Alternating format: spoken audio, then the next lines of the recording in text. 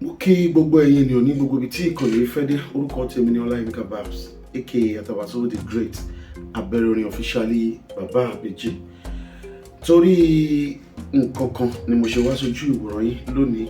Òun náà nítorí ọ̀rẹ́ mi pàtàkì, akẹgbẹ́ mi tá jọ gbóǹgbẹ́lẹ̀ lórí afẹ́fẹ́ ní orí ìkànnì Orísun tẹlifíṣàn ní púpọ̀ ọdún. Bí mo ṣe bá yín sọ̀rọ̀ yìí, ó ń ṣàìsàn tó dẹ̀ ṣe pẹ̀lú kíndìnrín méjèèjì. Ó nílò láti ṣe kidney transplant ní wàràǹṣìṣà lẹ́yìn òṣọ́kà.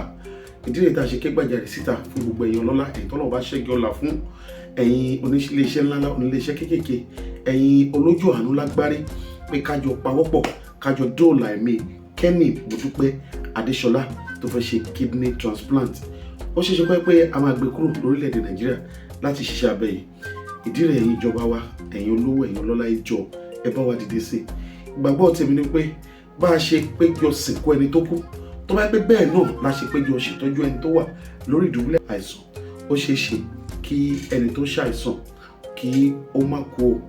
Mò ń bẹ̀ yín, rọ̀ yín, account number tá a máa fi support òun ló wà lójú amóhùnmáwòrán yìí.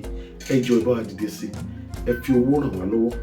Ohunkóhun tẹ́ bá tún ní láti fi ràn wá lọ́wọ́, ẹ bá share fídíò yìí kó débi tó yẹ kó dé, títí tí Ọlọ́run máa fi gbògo. Àdúrà mi náà ni pé Ọlọ́run bá máa gbògo délẹ̀délẹ̀ lórí Kenny Modupe Adéṣọlá agbára lọ́wọ́ Ọlọ́run.